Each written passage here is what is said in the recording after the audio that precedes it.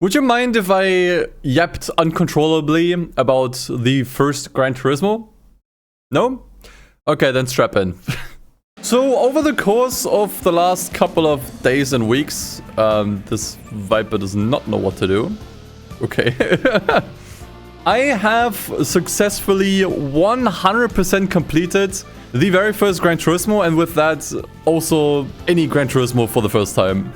Let's go! You can see the proof, the receipts right here. This is my own official Retro Achievements account. And you can see that I got all of the 68 achievements, which basically encompass absolutely everything you could possibly do in the game, including the arcade mode. And I've done all of this in hardcore mode as well, which basically means that I did not use any save states or cheats or anything to make this easier. And I got this done over the course of 19 hours and 31 minutes, which is not bad. It does make this definitely one of the shorter Gran Turismo games out there. And in this video, I just kind of wanted to talk about my experience with the game, give like a really broad review on absolutely everything that I experienced, and just talk about this amazing game. So there's a lot to talk about with this game, considering how old it actually is. So I guess first of all, I just want to start with the graphics, because it's the most obvious thing. And I gotta be honest, this game looks still pretty fantastic today. Like, I would say that it kind of has like an art style that just doesn't age, if that makes any sense. And I think this is partially because of all of the indie games coming out these days that try to just kind of like capture this retro art style again, which is why this sort of style is still relevant today. But yeah, like honestly, even for PlayStation 1 standards, this game still looks really great. Obviously, the sequel looked even better, Gran Turismo 2. For 1997 standards, I gotta be honest, this looks fantastic. I think it's mainly because it has a certain art style to it. Like, I don't think they were aiming for like 100% photorealism with this game just yet, because they realized the tech just doesn't really allow for it, and it's probably gonna just make the game age way, way worse. So the game looks a little bit, like, I don't want to say cartoony, but a little bit more over the top. Like, I think the most noticeable this is with the tracks themselves that feel insanely huge. Or rather, the cars feel small. I'm not sure, like one of the two, but this is easily noticeable with the curbs, for example. Like, the curbs in this game are massive. Like, you can basically fit an entire car on the curbs, as you can see here. Like, and this is one of the smaller ones as well, I should mention. This game looks great. I love the style of this game. It's kind of like what drew me in initially as well. And I guess I should answer that question first before I go into any of the nitty-gritty. Is like, why did I even do this? And it's because I didn't really feel like I ever properly played the game. Now, some of you might have followed me for longer, might say, wait, didn't you actually play this already? Didn't you play this back in 2022? And yes, I did. But to me, this didn't really feel like a proper playthrough at the time. It just kind of felt like I rushed through the game in a way, especially since I was streaming the game at the time. Like, that was actually my first playthrough, my first actual time playing the game. I just never really felt like I got a deeper understanding of the game. It just felt like I got a rough understanding of the game, but not the deep appreciation that I was actually looking for.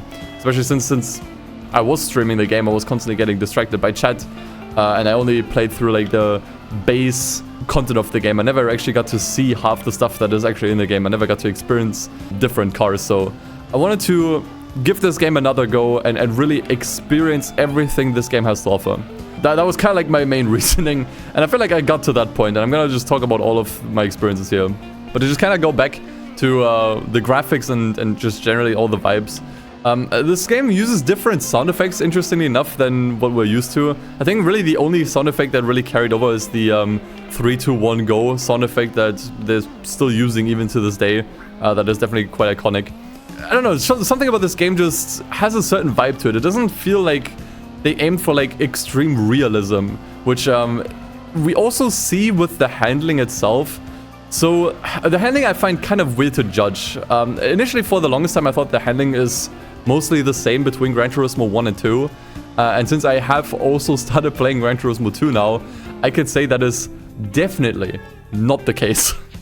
So the handling, I would say, overall, is definitely grounded in realism, but it is far from the real driving simulator that they've already tried to advertise this as even back in the day. So all kind of like forces that exist in real life, like oversteer and understeer and weight shifting, all of that exists in this game, which was pretty revolutionary for the time. There were probably a bunch of like old school sims from back in the day that already did this back in the day. But this was the first one that really tried to make these kinds of real-world aspects accessible on a console racing game. So while all of that stuff exists, I think the effects and how they're portrayed here are a little bit exaggerated, I would say. So, for example, weight shifting 9 out of 10 times leads to a drift oversteer. That is also just faster overall. In fact, when we get to the licenses later, when I talk about like some of the content in the game, that is going to be even more obvious. But yeah, the handling mode in this game is definitely a little bit more on the drifty side, I would say. Like, you basically can't steer and brake at the same time in some of the fast cars because this will just happen every single time. So, yeah, like weight shifting and just snap oversteer like is very, very exaggerated in this game, I would say. And this definitely took me a while to get used to, and is probably the biggest quirk when it comes to the handling of this game that you're just gonna have to kind of get used to. But once you do, you find out that the handling is quite good, especially once you learn to like basically kind of like control it and like decide when you want to actually use the oversteer and when you don't. You'll find out that the handling is actually surprisingly good. Like I can't recall many games from the PlayStation 1 or from generally like this time that have like genuinely good handling that I would say aged really well. Like the closest I can really compare this to, because those were really like the main games I played from this era as well, are the early Need for Speed games. And I wouldn't say that the early Need for Speed games have bad handling, but it's just nowhere near as authentic as with this game. So I feel like the problem that the early Need for Speed games have is that they have this kind of like, I'm not sure how I would explain it, but it just kind of feels like the car is rotating from the middle. So the when you steer, basically the rear is just kind of like rotating alongside to the opposite direction, which you don't really see in this game. Like the steering here feels and looks very natural. So that's, I think, one thing that the first Gran Turismo already did extremely well, to just make the driving look and feel convincing, which I would say not a whole lot, if any at all, racing games were able to properly pull off back in the day. So while the handling does have its quirks, and I would say this is definitely like probably the worst handling in any Gran Turismo game, I would say that I still quite enjoyed it, and mastering it is kind of like its own art in a way. Yeah, definitely pretty interesting, I would say. But yes, this brings us to the main career mode. There's an arcade mode as well, which I think I'll talk about at the end. But yeah, this was kind of like the big thing when it comes to the first Gran Turismo, which I think drew a lot of people in. It's the fact that you had a bunch of like standard cars, which was very untypical for racing games back in the day. Like you could drive a Demio if you wanted to. You could drive an S13 Silvia. You could drive a Prelude. Like, you know, all of these like quote-unquote basic cars was fairly like a new thing for Gran Turismo back in the day, where back then racing games were more about like wish fulfillment and driving like a bunch of cars that you will probably never get to experience in real life. This game kind of went the opposite way. I mean, it kind of did both. Like, it can still drive like insane cars, like, I don't know, like the Viper I was driving earlier. But it also allowed you to just drive a bunch of cars that, if you had a car back in the day, especially if you were from Japan, you might have actually owned. Like, you might actually own a Mirage like this, for example, and then you could drive it in the game, which was a massive appeal back in the day, which was just kind of like the reason why the first Gran Turismo was so successful. But I wouldn't say it was only because of that, because obviously a lot of non-car guys played this game as well, since it sold so much, especially amongst kids. This game was, you know, successful despite that as well, or like, you know, because of other reasons as well. And I think a big one is that this had a full-fledged career mode, so you earn credits in this game that you can spend on cars, spend on upgrades. You have like various themed races here. Like, all of this was fairly new. I think racing games back in the day were still very, very, very, very simple, where you just had like a simple tournament mode and single race mode, and that's kind of that. And this was like one of the first racing games that really tried to add an in-depth career mode to a racing game in this kind of format, which has kind of become the standard for any racing game that we see nowadays, at least on a AAA budget, where, you know, any racing game nowadays has a currency system, any racing game that nowadays has themed races, so to say, any racing game nowadays has you know, like a broad selection of cars available, so to say. Yeah, and all of that still holds up incredibly well today. The main thing about this game is just that it is really short. So you have 4 races here in the GT League, and then a small handful of races here under special events, and that is literally it. That is literally it, which makes this probably the shortest Gran Turismo game, at least if we're counting the main line, not any of the like prototype, or not prototype, but like prologue spin-offs and whatnot. But yeah, obviously in order to get started, you need to obtain a license first. And I knew going into this that I will have to and want to get all of the gold medals or trophies, I guess, in these licenses, which is something I have never done before. I think only in Gran Turismo 3 and maybe also Gran Turismo 4, I got all gold medals on the B license, like the first license you can get in the game. But I never actually went out of my way to try to get all of them in any Gran Turismo game. And I figured, hey, doing this in the first Gran Turismo game is surely going to be the easiest, or at least the most reasonable, because it's just the one game with the least amount of licenses. So in most Gran Turismo games, you have like up to 6 licenses, I think you can obtain, maybe even more than that. And this game only had 3. So you have B, A, and International A. And even amongst these, you only have A tests. So I figured going into this, like, hey, this is going to be really simple. Like, we're probably going to be challenging, but like, at least it's not going to take as much time to do this. I was wrong. I was dead wrong.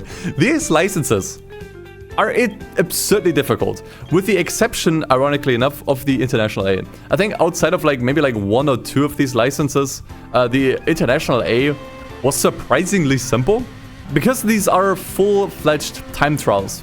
So I think, you know, with these being full-fledged time trials, they made the times here a little bit more lenient, and I was able to first try a lot of these. Yeah, generally speaking, the license tests were absurdly difficult in this game. I would even say like the first one was already like a pretty big gut punch. Like as soon as you get to the 3rd test, like B3, that one was already like one of the most difficult ones in the entire game. And I would argue that one is probably the most difficult one. In fact, let me show you. Basics of Cornering 1 does not seem that difficult at first, considering you're driving like a fairly low-powered car and you're just doing like one fairly simple corner. But it is timed so absurdly tightly that it took me way over half an hour to get this one on gold. And especially, I think the reason why this is the most difficult one, I don't think it's like the de facto most difficult one. I think there are tests in the A license that are harder than this. But the fact that this one appears so early, like I'm not doing this correctly already, like this is already an insanely bad attempt. But just the fact that this one appears so early, and at this point you don't really have a good grasp of the handling in the game, makes this probably the hardest one. But all of these are difficult. I don't think there was like a single license test where I was like, oh yeah, this was like super piss easy. Except for maybe like some of the full time trials here. Yeah, license tests in this game, really difficult, and I'm really proud that I actually managed to get all golds on all of them, because this was a considerable amount of work and a true test of my driving abilities in this game, and it really demands a certain level of mastery that I don't think you would really get otherwise, or you would never have to obtain otherwise throughout the game. Especially since if you want to even get anywhere near gold on all of these, you will have to use manual transmission. Like, you will probably never get gold on all of these with automatic transmission, or at the very least, it is going to be really, really difficult. Which sucked for me, because I do not know how to use manual transmission in racing games. I usually never use it. Not because I mean, partially because I suck at it, but because I just prefer not using it. Like, I find manual shifting over a longer period of time a little bit annoying. Like, it doesn't really make the game necessarily more fun for me if I use manual transmission. So I usually just stick to automatic because it's a little bit more chill for me. But if you want to get all golds, you will have to learn to use manual transmission, which I had to. And not only that, you also have to learn how power curves work, which was also like a new concept for me. I mean, obviously knew what power curves were initially, but I didn't really know how to read them and how to use them to your advantage. So this game kind of like taught me how to read power curves of various cars and using those to figure out what the optimal RPM range is for a good start, what the optimal shifting times are, how to just really get the most out of the acceleration out of any car. Which was really cool. Learning these things and seeing my times on these license tests improve in real time, which, yeah, I think was absolutely necessary to get golds on all of these.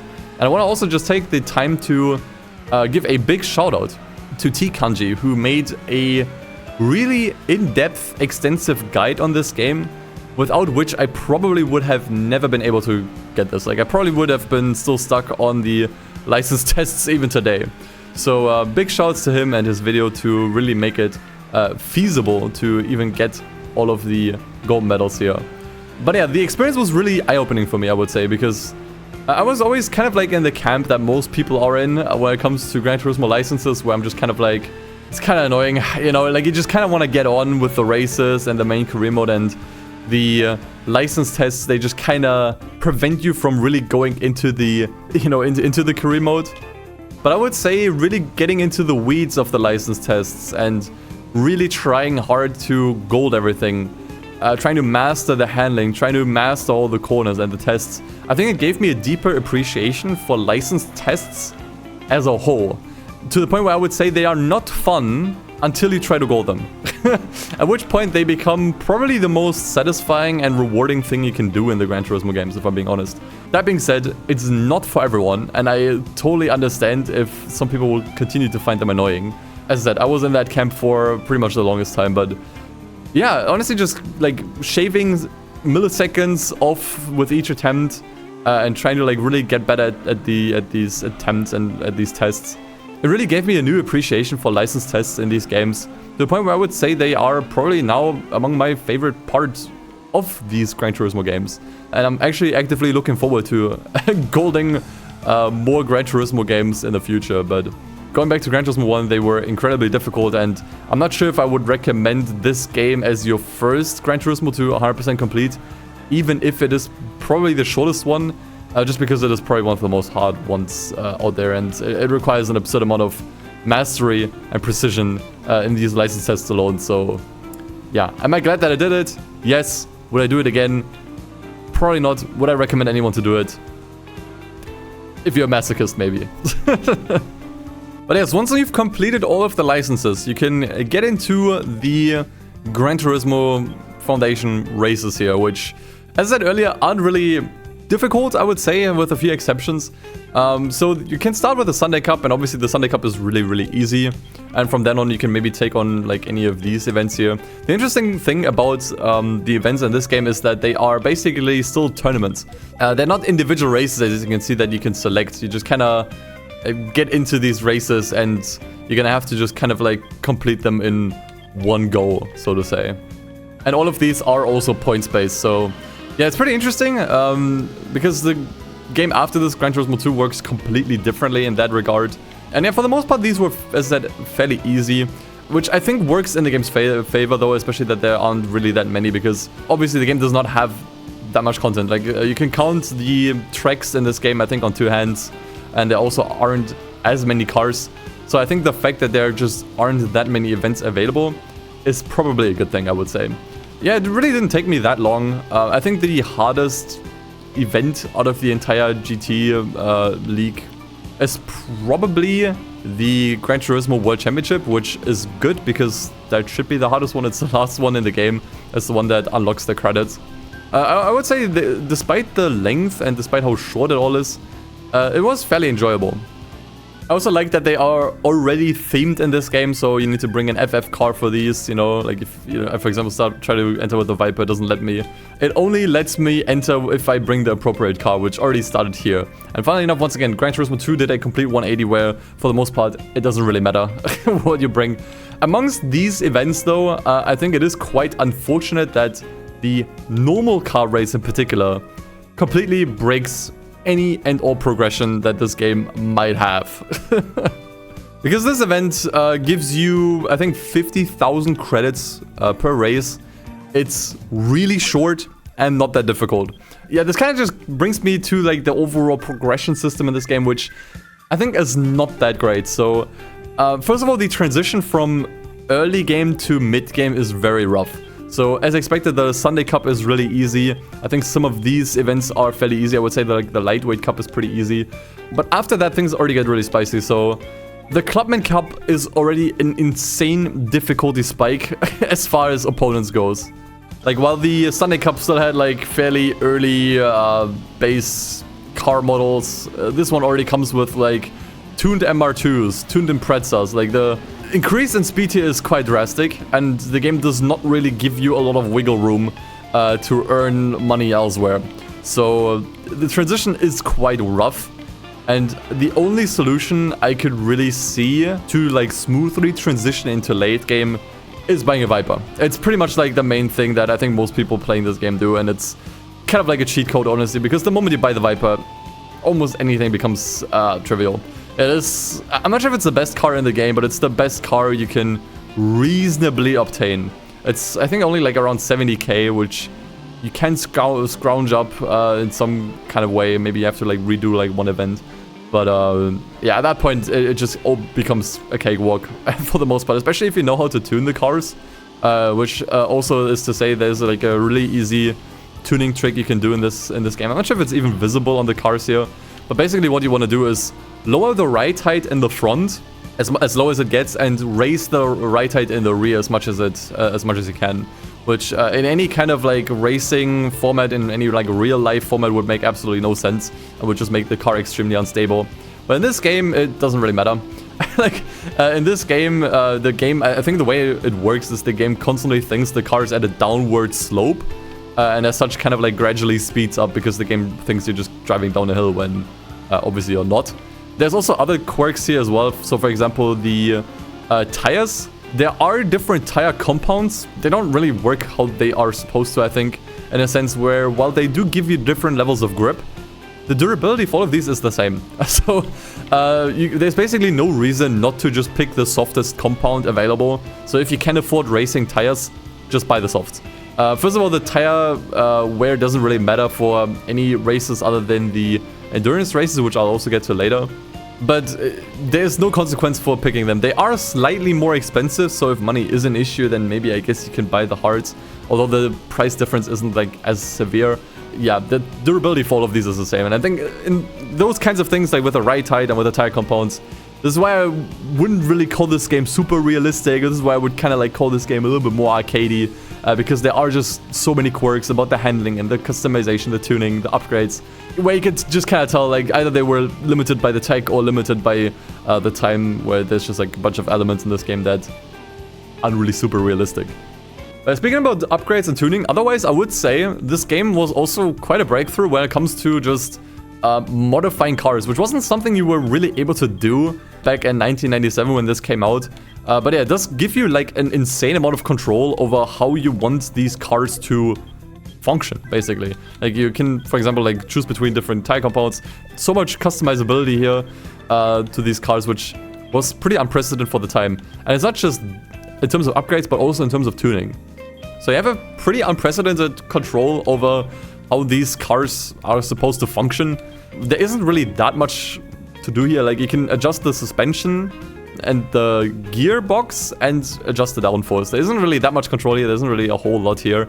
And I gotta be honest, I didn't mess with it too much, mainly because I didn't really think it makes too much sense, considering that the handling model isn't super realistic yet. There's like a bunch of quirks, and for the most part you're fine just like doing the right height trick and maxing out the downforce.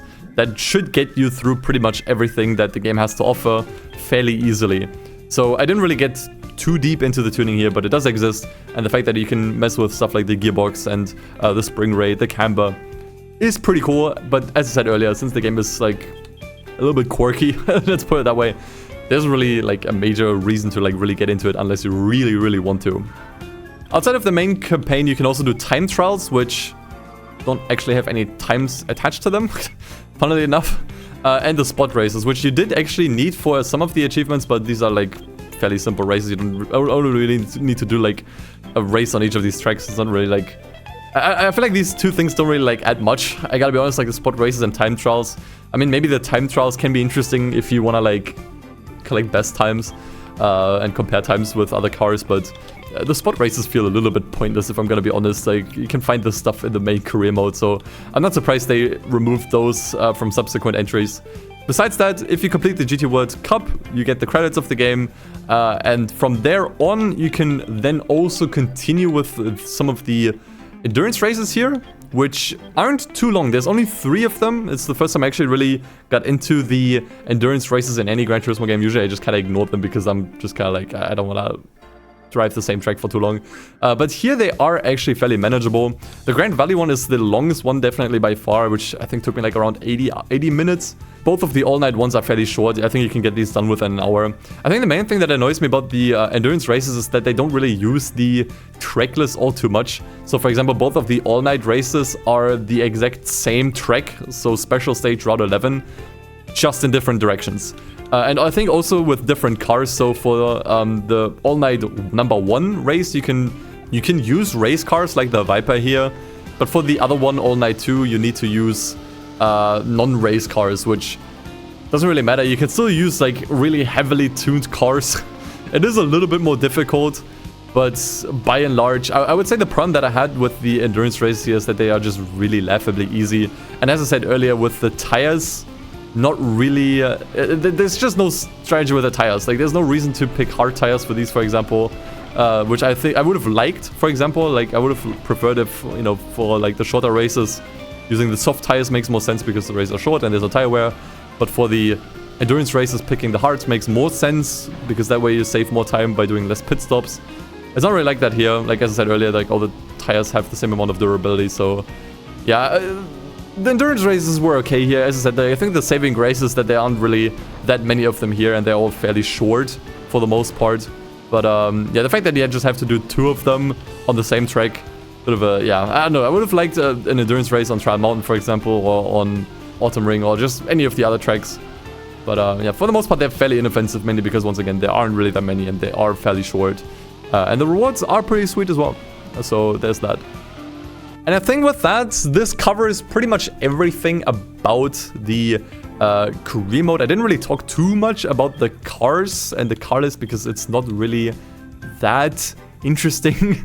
The car list is definitely like still more on the smaller side, although considering the time this released in for 1997, the car list was fairly massive. And I think there are definitely also really cool cars in here that you are able to collect. The main one probably being the so-called concept car here, as it's called, which I kind of forgot what this was supposed to be called in real life, but this was basically a real concept car by Dodge, which eventually got scrapped. So the only time you'll ever get to properly see this car and experience this car is, funnily enough, through the first 2 Gran Turismo games. And it's absolutely killer in this game. It's really good. But yeah, the car list is genuinely fantastic. There's so much to like really get into. A lot of like hidden cars, quote unquote, as well. A lot of tuner cars, like here, for example, a TRD Supra. Really impressive. It is definitely more Japan-based. Like, there isn't really that much here from other brands. Like, occasionally you get like a TVR, for example, here. But that's kind of it. Like, you can really tell that they just didn't really have either the money or the time, or maybe even the interest to add that many foreign cars, so to say, Western cars here. Like, it's very limited. I think there's also no European cars at all here. It's just Chevy and Dodge and like all the other ones.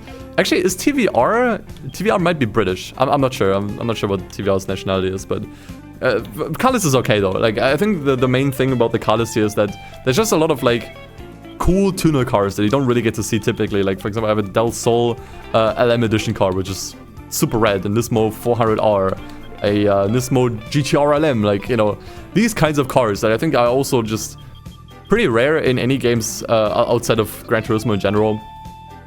So yeah, definitely a good car list. I wasn't really like unhappy with the car list. You just have to like accept that outside of the Viper that you're probably going to be abusing, it's mostly going to be like Japan focused, which, as I said earlier, I think is okay. But this pretty much covers the GT mode. Overall, I would say I'm very satisfied with it. I do think the short length of the Gran Turismo career mode does kind of work in its favor, because it's a game that you can just kind of easily complete within a week or two. Like, this is kind of like a weekend game, so to say, that you can reasonably complete. And I think it's something that I think further down the line they just kind of lost the plot on. Like, I think the other Gran Turismo games, like especially with 3 onwards, became like a little bit too big to be reasonably completable. The later Gran Turismo games just kind of those are just kind of the games that you just kind of drop in and out of every couple of years and just kind of complete over a long period of time. Whereas Gran Turismo 1 and to a lesser degree also 2, those you can kind of reasonably complete in a feasible time format, which I really appreciate about this game in particular. It definitely feels more of a compact game like you would get from any other genre, so to say. But then you also have the arcade mode here, which with Gran Turismo 1 was still on the same disc, where with Gran Turismo 2 they had to put it on a separate disc because that game was just that massive. And actually I didn't really think too much of it. I thought the arcade mode was just a way to just let you experience like various different cars in unrestricted format. But the arcade mode is very different in this game. It is basically a completely different game of its own. So first of all, it has its own progression system, which I did not know. So by completing all of the completing races on all the tracks in this game, in all of the car classes that the cars are divided in, you unlock new tracks, new cars, as well as the ending movie and high-res GT, which is basically a way to play the game in 60 FPS, which, since I am playing on an emulator, doesn't matter anymore. By the way, I just got my response. Yes, TVR is a British band, so there are European cars in Gran Turismo 1, okay? I just want to correct myself on that. But yeah, this is completely different. So, first of all, you have like the difficulty setting. There isn't really any reason not to play on difficult, especially because even on difficult, the races, depending on the car that you pick, aren't that difficult as it says. It really comes down to the car choice. I would say like for each car class there is something like a best car choice. So you can see here that the cars are divided by classes. So the Fairlady Z and the R33 Skyline are class A, then the 180SX is class B, and the Primera is class C. So these are all divided by classes, and you're gonna have to complete races on all the car classes on all the tracks in this game to just unlock more stuff, like unlock the rest of the tracks and unlock the rest of the cars for arcade mode. And I would say for Class C, the best car is probably the Mirage, although I will say with this car I had the most issues winning. Like this was by far the hardest car to win in, despite everything. I think it is still the best one though. For Class B, I would definitely recommend the Eclipse. This car made every single B-class race an absolute cakewalk. And for Class A, it's definitely the Viper. The thing is, the Viper you will have to unlock, so you will not actually have access to this for the most part. So instead, I will recommend the Corvette 427 Coupe. This one is a little bit unwieldy, so be careful when driving this one, but this one should also make every race extremely easy if you can control this car.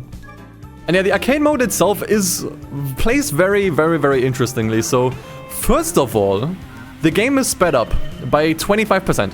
This is something that they just decided to do. I guess they just wanted to make the arcade mode a little bit more action-like. I know they definitely did change it for the NTSC version, like for the American version, basically. And yeah, the first thing that you'll notice is that the game is sped up by roughly 25%, which is already kind of weird. But not only that, they also massively changed their handling model. So the cars are definitely more grippy, but they also tend to oversteer a lot more often, which sounds like an oxymoron, but it makes sense. So first of all, like when you try to like steer, like you'll skid a lot more often, basically. But it's not really a problem because the skids are way, way easier to control in the arcade mode, to the point where it doesn't really, like, you're never really like gonna lose control over the cars in this game or in the arcade mode at all. And as you could also see earlier, as you might have seen there, they also added jumps to about half the tracks here. So Trial Mountain now has jumps on that straight. I think the High Speed Ring has a jump somewhere, and also Autumn Ring has a jump in, I think, like Sector 2 or something. I'm not quite sure. Which is so weird. Like, I think they definitely wanted to make the arcade mode distinct from the GT mode. I think they were kind of still a little bit insecure about their vision with the game, so they just kind of made the arcade mode a little bit more action-like with you know, as I said, 25% higher game speed with more straightforward handling that is more grippy, but also just kind of like more skid heavy. And also various jumps to just kind of spice up the tracks. So yeah, this is definitely kind of weird. I do appreciate it, and I do appreciate that it does definitely play differently. And I also do appreciate that it has its own progression system integrated within. However, that being said, it's definitely I would consider this a remnant of its time, where you can really tell that Polyphony wasn't like 100% confident in their vision yet, and they just kind of crammed this very different arcade mode in the game just for the people that didn't get on board, or for maybe for like the kids that would inevitably pick up the game. So I do appreciate it. I would say it was a lot of fun, but not something I think I would want to see again in a Gran Turismo game, because it just doesn't really fit, you know, it doesn't really belong in this anymore. Yeah, definitely something I think is worth playing and checking out separately. Definitely. And so yeah, I think this should wrap up my thoughts on the first Gran Turismo. So overall, my opinion on the game has definitely improved. So earlier when I played the game in 2022, I definitely liked it, but I definitely felt like it was just kind of like a remnant of its time. You know, it was just kind of, you know, it aged. And well, that hasn't changed. It's a fact that this game aged. I do think I appreciate it a lot more. Like, once again, as I explained earlier, I started to gain an actual appreciation and an enjoyment for the license tests in these Gran Turismo games. I didn't know that the arcade mode was any different, and I think it's cool how it's different in this game, although, as I said earlier, I don't think they should put it like this in another game. But also just getting to see all of the races now, getting to try more different cars. It made me really appreciate what this game was able to do way back in 1997. This was 2 years before I was born, by the way. So this game is officially older than I am. And I think this is something that you can easily still pick up and enjoy today. This doesn't really feel all too different from your average indie racing game, if I'm being honest. And I think it is probably because of the quirkiness with the handling that I think still makes this one stand out the most. And obviously it goes without saying, this one is probably also the purest vision of what a Gran Turismo game should be. This was just kind of like what they originally wanted this game to be. And I think they managed to nail it. There's so much to do in this game. There's something for everyone here. If you like time trialing, you can get into the weeds of it. If you like tuning cars, there's, you know, stuff here. If you like economy cars, you can drive those. If you like race cars, you can drive those instead.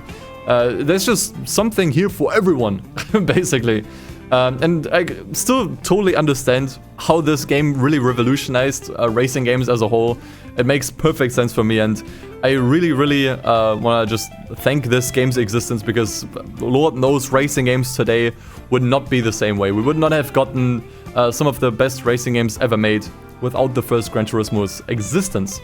So yeah, if anything, take this as a sign to try this game out. If you've never played it, go do it. If you've never 100% completed it, give it a try. It's really fun. Once again, it does take a lot from you. It does take a lot of mastery and patience. But I would say at the end of the day, it is all worth it, especially because it doesn't really take that long. So yeah, Gran Turismo 1, fantastic game to this day. So I hope you enjoyed this short yap session. I'm at the moment constantly 100% completing various racing games in my free time. So if you like this and you want me to talk about more racing games, perhaps even Gran Turismo 2, which I'm currently working on, let me know by leaving a like on the video and telling me in the comments what you thought of the first Gran Turismo. Have you played this yourself? When was the first time you played it? When was the first time you tried it? Let me know all about your history with this game down in the comments below.